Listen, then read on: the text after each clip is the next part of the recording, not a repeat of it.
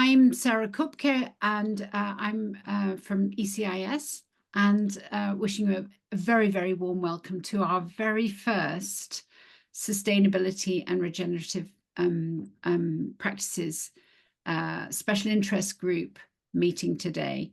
As somebody said in one of our planning meetings recently, this is extremely important work for our globe and at this time. So with that thought, I'm just going to introduce basically what our special interest groups are about and the purpose behind what we're doing here today. So just a reminder, this webinar is being recorded. We ask you to keep your camera on if you could, and your mic off unless you're speaking, just so that we don't have too much background noise. And just to remind people that in our groups, we make sure that we give everybody space to be able to speak today. Thank you for your time in coming here and your interest. This is a new special interest group for ECIS, and we have about 13 to 15 special interest groups that you can find about if you look on the webpage.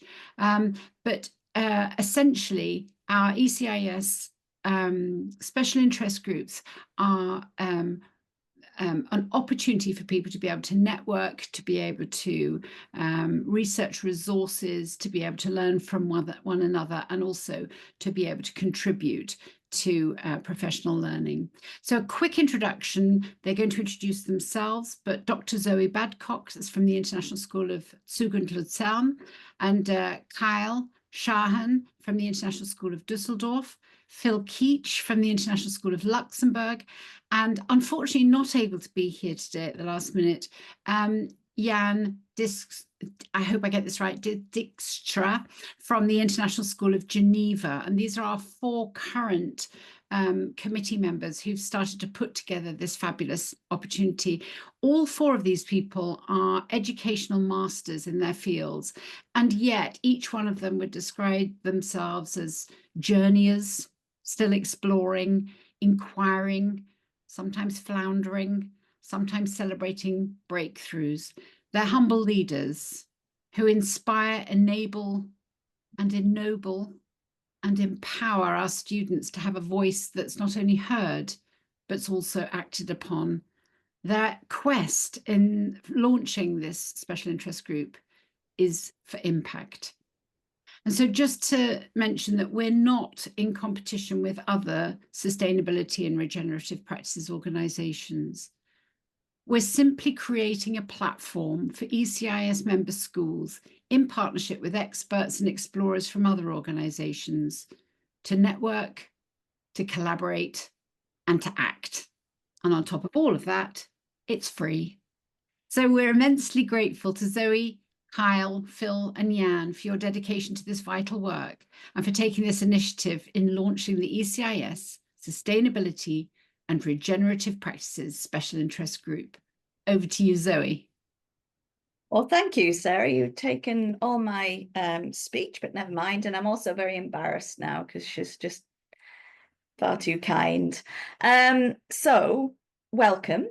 I'm the co-chair with Jan of this new SIG, and what we'd like to do is to make sure that we are getting to know our community, and so that we can serve you. It's not about us, it's about you and what we need to make the changes, the systemic changes that are just so necessary in the world at the moment. So I'm going to just talk through the webinar aims now, and then introduce you to the rest of the team. So we are aiming, as I said, to make sure that we gather all of your ideas and inputs so that we can build the future agenda for this group from your ideas, not just ours. That we are making sure that we have an opportunity to share all of our sustainability and regenerative practices from our schools, to make sure that we have the opportunity to identify themes, as I said, for the future, and to really identify perhaps some professional learning needs that we might identify from this call today and from the future. Hopefully I will remember to share a feedback form at the end that will also offer you an opportunity to have some written feedback. But as Sarah said, I'm at the International School of Zug and Lucerne in Switzerland. I'm the high school sustainability lead, and I'm going to pass it over to introduce himself to, lost my place, Kyle. Thanks, Zoe. Hi, everybody. I'm Kyle. I work at the International School of Dusseldorf, where I teach grade 4 and 5 in the outdoor learning environment, and also act as the school's sustainability coordinator. So I'm very much into on-the-ground action with students, elementary and senior school, and also into a bit of policy and strategy and curriculum and infrastructure. So the whole deal. I'm so honored to be here with everybody, and honored to be and humbled to be considered somewhat of a resource. I'll do my very best to partner with everybody. Thank you so much, and over to Phil. Thanks a lot, Kyle. Thanks, Zoe, and thank you very much, Sarah, for that wonderful introduction. And good afternoon, good evening, maybe even good morning. I don't know. I haven't checked through the chat there, but it's great to see everybody here. Thanks for giving up your time, and we hope you find the time together with us useful. I know that we certainly shall. My name's Phil Keach. I'm the head of sustainability at the International School Luxembourg. That's a role I took on about just over a year ago, having spent the previous 12 years at ISL as the deputy principal in the upper school section. I started my international education journey back in 1996, and I've been an athletic director, principal, deputy principal, and all kinds of other things in between at various schools all over the world. And the commonality in all of those is that whether we realized it or not at the time, sustainability was a major consideration of all those organizations. And it's really good that now we're in a situation where, perhaps not how we got into this situation, but at least now we're in a situation where it's okay to talk about this stuff. It's okay for us to consider ways we can be more sustainable and consider ways we can be more regenerative in our practices in schools. And our purpose, as everybody has described, is to just help that conversation go and to be a resource for everybody as we go along together, because if anything we do in international education is about togetherness, then I think sustainability and regenerative action is a collective responsibility, and it's fabulous to have an opportunity to be part of this project. I'm really privileged, and I'm eager to hear your stories tonight as we make a start on our journey together. Thank you. And I will just introduce in absentia Jan Dijkstra. Jan is at the International School of Geneva, the whole organization, and he is the sustainability lead for that full organization and has years of experience. And unfortunately, he couldn't join us today for some personal reasons. So we're thinking of Jan at the moment. So, Phil, you're going to introduce how we're going to work today with the framework for our webinar.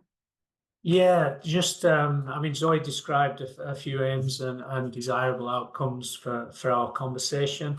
And if we're to get anywhere near those things, we think it's really essential that we give as much opportunity and encourage as much as we can everyone to share their story. And so we've come up with a structure to our conversation, and this is kind of how it's going to go. We'll begin in a moment with a full audience participation activity in which the whole group can use the chat function to capture some brief responses to a prompt that Zoe will share with us. After we've done that, we will go into breakout rooms to respond to another prompt. And in those breakout rooms, we've made them as many as possible with as small a group as possible to elevate individual voices, to make it a comfortable kind of zone in which people can share their ideas, and we can maximize the number of voices we hear from. We'll have about 10 minutes to respond to the prompt in those small groups. And whilst those small groups are going on, we do encourage everybody to contribute if you can, if you feel confident doing that. And you may see Zoe, myself, and Kyle kind of floating around and dropping in, eavesdropping on what's going on in the groups. Please don't let that put you off your conversation flow. Just ignore us. We do go away eventually. Kyle tends to stick around a bit longer, but we do take a hint and we don't overstay our welcome. But what we want to do is try and capture the sense of the conversations that are going on, because after the 10 minutes is up, we'll come back together as a group, and then the three of us will invite people from the breakout rooms to maybe expand upon or share more widely some of the things that we overheard as we were sort of wandering around uninvited into everybody's conversations. So it's a really rude and impolite thing to do, but it's done with the best intentions, so I guess that makes it okay. Once we've done that, we will then have a second prompt for a second breakout session. And again, the same system will apply. We'll float around, listening on what you're saying, and then come back together and hopefully highlight bits of conversation, build on things that have cropped up in more than one group. And then after that, because we're only here for an hour, remember, we will come back together and stay together as a group, and Zoe will kind of wrap things up, and we will give you information about how to give us some feedback and when our next meeting is going to be. And hopefully, by following that framework, you'll get something out of this conversation, and so shall we, and we will all be able to move on with our days feeling like we've made a real start on things. Did I miss anything, Zoe? No, no, I Good. think we're all good. Thank you, Phil. So I was thinking of giving you all a test to see if you understood what regenerative practices meant, but I thought we'd end up in a little bit of a disaster there. So I'd like you to all try and participate in the chat right now. And what gives you, because we really need it, what gives you hope environmentally? Just a really brief, search your heart, what gives you hope environmentally? And put it in the chat. Let's see what we've got.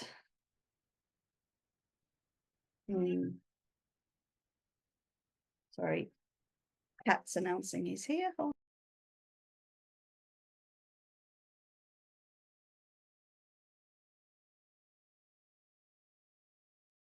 It's very droll, Andrew. Yeah. Yeah, I every day I'm in school with students, it's what reminds me that that's where the hope is. And I think that's a common theme there. Yep, the growth in environmental movement, definitely increasing awareness. You know, Sarah was telling us this is one of the most highly subscribed special interest group kickoffs. So we're it's really important. They were talking about the climate crisis and not just climate change, maybe even the climate emergency. And that there's a call to action. And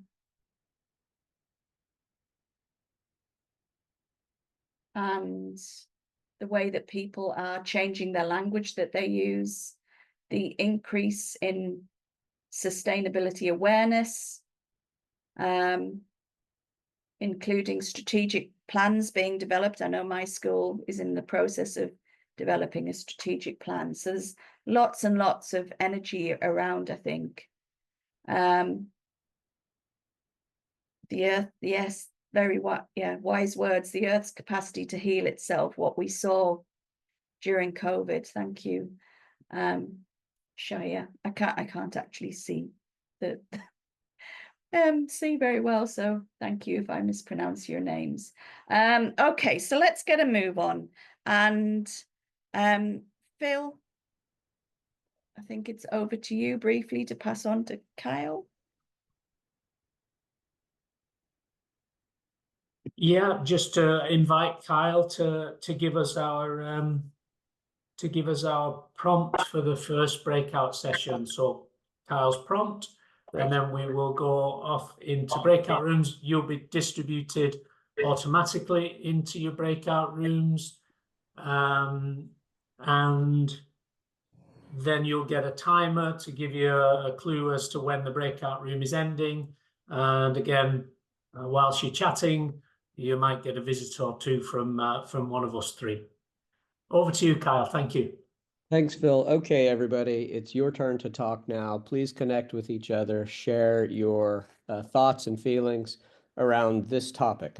What areas of sustainability and or regenerative practice are you working on currently at your school or context? And what led you to that? And what does it look like when it's done? You may also consider what role or structure you occupy at your place. Are you a coordinator? Are you a teacher running around the place? Or are you a school leader? That's it. 10 minutes. Thank you. Hey, welcome back. I hope you managed to introduce yourselves and to learn a little bit about what everyone's doing or being challenged with. And we've got a really good mix of people here. We've got people who are classroom teachers, we've got people who are school leaders, and we've got people who are working to do things outside of the school system. And we have even people who are in the organizations that run the school systems, Miss Gillett. So, and we've got architects here. We've got also, it's an amazing mix. So Phil, would you like to introduce one person that you thought might be great to share their story with? Yeah, I mean, it's a really difficult task because the conversations I eavesdropped. That's why I gave it to you. In upon were so rich and varied. So I went to room 4, 5, and 6, and in room 4 with Joy, Derek, Jenny, and Dia, and they were talking about. Jenny was explaining about the work the IBO is doing in a curriculum review about systems transformation. That was fascinating.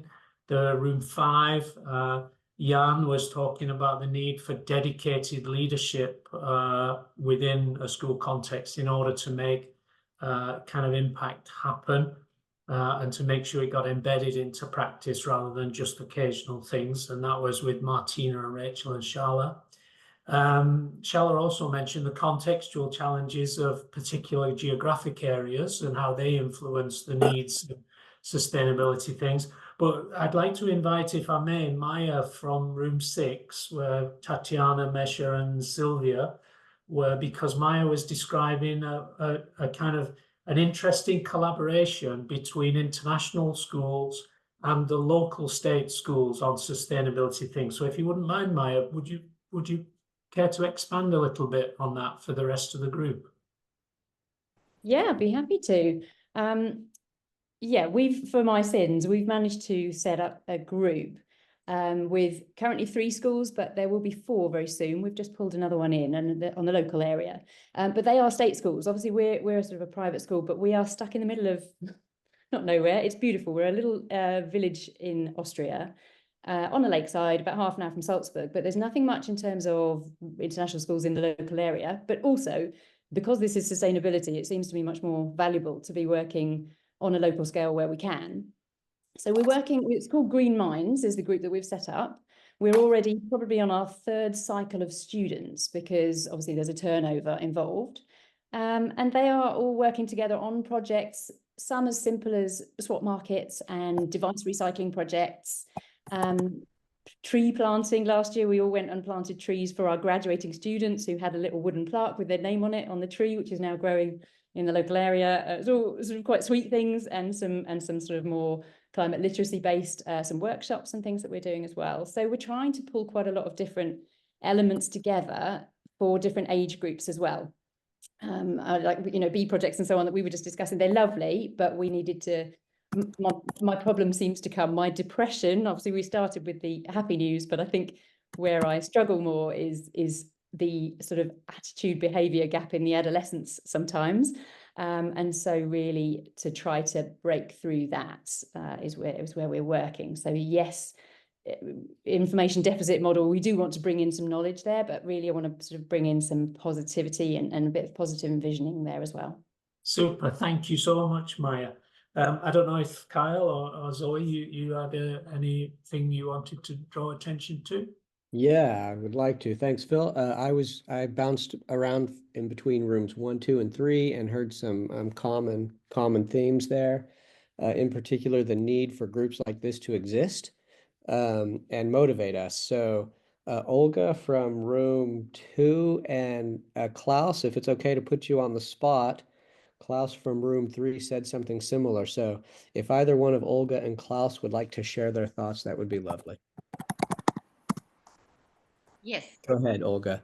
Yes, thank you so much. It's fantastic to get together and actually share all we do and hear the others' experiences. So we had a really interesting exchange. I work in Switzerland, and I really miss Jan being here because I've been working with him for many years.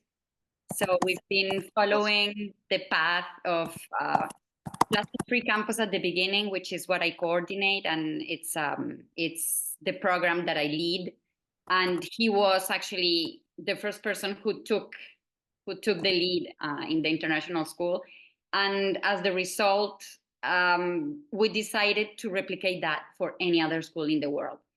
So it's what I've been doing for the past years, and I've been working with him a lot. And maybe one of the things that I was sharing with my group that I find really challenging and interesting is exchanging. Because we have many schools in our program, and they do what they can, because we need to be realistic. It's very different from one country to the other, and if the school is international or not. So everything is really different. But the fact that they could be sharing their experiences and how nurturing it would be to hear what works here, what's the challenge there. And so I was saying it was one of the things that I wanted to implement soon, and it was gathering all, maybe by regions or not. So yes, so it is. So this is really interesting, having this exchange with this group, and actually I really hope from now on we can have more exchanges and interactions, because I think it's really, really useful for all. Thank you so much. Thank you. Klaus, do you want to add on?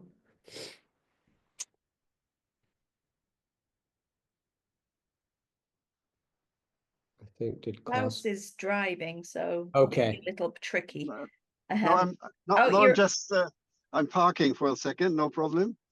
Yeah, first of all, I really love to be a member of this group tonight, and this is very important for us as kind of newcomers to the area, to see what other schools are doing, thinking about it, and also sharing best practice. That is my main expectation for tonight. We as Bonn International School have been doing sustainability in certain ways for a couple of years. So it's not completely new, but new will be to have an umbrella and to organize an umbrella sustainability or renewable thing, and to not to make a complete review of the curriculum, but to coordinate this, and that kind of experience, how to coordinate it, how to bring all stakeholders on board. So currently I'm the chair of the board of trustees. So it's we put this endeavor in our board goals for this year, this school year. At the same time, even more important is there was a volunteer in parallel and not coordinated group effort from 12th grade to have a sustainability club. So we bring both sides together. Now we strive to become a certified eco school and participate in other award things. But the main thing is how to bring everything together, all stakeholders on board. So that is something which I would like to hear and to learn from you all. Thanks. Thank you, Klaus. Yeah, I can relate. It's amazing how similar our journeys are. I feel that often when I talk to others. Zoe, is there anyone that you wanted to highlight, or should we? How we doing? I'm gonna keep us on track, or get us on track a little bit, and we're going to go into the second breakout room now to make sure that we have a chance to talk to some other people. I just have to say how great it is to have a chair of a board here. That says something really important, and I'm sure that other people in this group are squirming a little bit, because I heard some conversations where it was a bit challenging. So, Kyle, would you like us to invite us into the second breakout room while I get organized? Yeah, thank you. I would love to. What areas, no, that's the first one. Here we go. What do you foresee as the biggest challenges, or what do you experience now as the biggest challenges on the sustainability and regenerative practice horizon for you and your school? What makes you think that? What are the biggest challenges, and what makes you think that? Thank you. Okay, welcome back. I got stuck in some interesting conversations there. So I'd like to just take the cheeky opportunity to invite Joy. I very briefly heard a little bit about what Joy was sharing, if she's still here. And you're... Okay. I'm not sure which part of you were interested in, but I was just talking about how we're running some workshops to kind of make it like, you know, bring it to just the parents, the community, the alumni, even the parents of the alumni, but to make it real, so something more tangible. So this Saturday, for example, we have a sustainable fashion event. And all of the events are going to kind of use the same framework, a workshop, so active doing. So we have sewing machines, we have mending, guest speakers. We have industry experts that drive sustainable fashion. They'll talk about it, highlight the problem, and you know, give some perspectives. And then we also have like a bazaar, people that have created sustainable fashion pieces. And we're going to do that same sort of format with like eco products. And that could be very wide. It could be household cleaning products. You can make your own. We'll show you and demonstrate it. Or it can even be like cosmetics, things that resonate with the students and parents.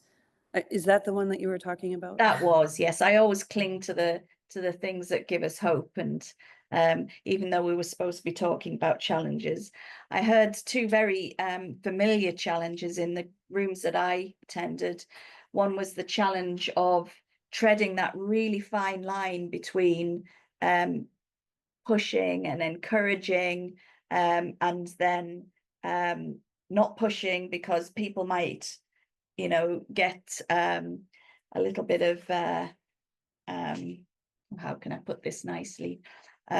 Stage fright, maybe, on changing the world, because it's not easy. And the other one was that idea of and combined with that was this idea of having a strategic plan, but actually moving from generics to actual action, which is a big challenge. And then the other group I joined was the one person hero, you know, the idea that you've got a sustainability coordinator, stamp, it's done, and nothing changes. except that one person becomes more and more exasperated and exhausted. So Phil and Kyle, did you want to, we've got maybe 1 minute, so do you want to highlight anyone or sum up? I think in the interest of time, I won't ask these people to expand, but a recommendation to Robert from room 6, who was talking about the challenge of integrating sustainability thinking when your school occupies a 16th century kind of heritage building. And I see in the audience tonight, there's Emily Hale from TP Bennett Architects. And Emily, I know, is an expert in biomimicry and incorporating sustainable practice in school redevelopment. So maybe the two of you should get your heads together at some point. And then also Eve talked, the same room, talked about that really, when we boil this down to it, it's all about what is the purpose of education at the moment? Is it to fulfill exam requirements and the requirements of entering university, or is it to educate children about how to be regenerative and adopt sustainable practice? Thought that was fascinating. The last thing that I wanted to draw attention to was a conversation in room 7. And that was talking about how we have to keep in mind that in regional and cultural contexts, in some parts of the world, it's still not okay to talk about the climate crisis, to talk about sustainability. And I think it was Jenan, Michael, and Vinod were talking about how delicately teachers have to dance around certain things in order to be able to engage students in learning. It's whereas here in Luxembourg, for example, we can literally talk about what we want, however we want, and we don't have any restrictions and limitations. Not everybody is in that same situation. Thank you. Wonderful dialogue. Fantastic stuff. Kyle, very briefly. Yeah, very briefly. I think I'll just summarize the thoughts, if it's okay, rather than asking individuals. But a common theme I heard in the rooms was just the gap in mindset between ourselves here and others that we're trying to influence, and how lonely that can be and how difficult that can be. And perhaps that emphasizes the importance of this group and others like it. So maybe that's a good spot for me to stop there, and then back to you, Zoe, for the wrap up. Yeah, so I've put a couple of quick messages in the chat. Our next event is going to be on the 30th of January 2025, and at an earlier moment, so that our colleagues in Asia can join us more easily. So at 8 o'clock in the morning, Central European time. And then if you'd like to share your LinkedIn contacts in the chat, want to connect with people, that would be a great opportunity. I've also shared the, I wonder if I can share it again so it doesn't get buried, a form. We're really looking for your needs and requests. So if you have an idea for something in the future that we'd like to highlight and lift up, then please put it in that form. It's also, oh, I sent it to Emily, who's messaged me personally. So there you go. So that's how we want to harvest your ideas and needs so that we fulfill that. It also will give us a quick feedback on whether we met the aims of this event, which was to start and to start to create an umbrella of people who care about sustainability, and hopefully moving us towards more regenerative practices beyond sustainability. Sharing ideas, there's so much wealth of knowledge out there, and we need to be able to lift each other up so that we can make a difference. So please, if you've got ideas, if you think you're, worthy of being featured, we're happy to do that. And yes, I think that, have I done my job? next meeting, connect on LinkedIn, connect with ECIS on LinkedIn as well, and then you'll get updates through the LinkedIn updates as well. And I think that's it. Thank you very much. That sounded like a Strictly dancing thank you, but thank you. And really looking forward to getting to know some of you better and learning from you all. Kyle, Phil? Yeah, thank you, everybody.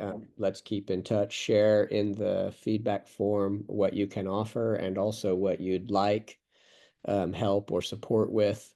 And let's continue. Yeah, just to thank everybody again for coming. What a fantastic turnout for our first session, and hopefully we can keep the momentum going. Some wonderful events coming up from ECIS which are linked to sustainability.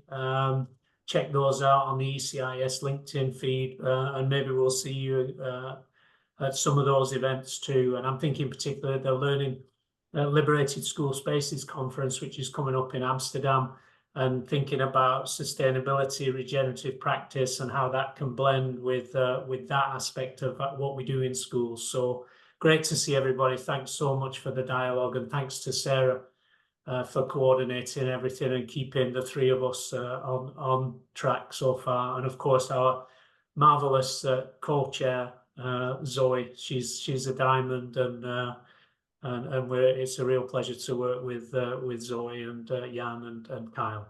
Have a great evening, everyone. Thank you. Thank you, everybody. Thank you. Bye. Thank you.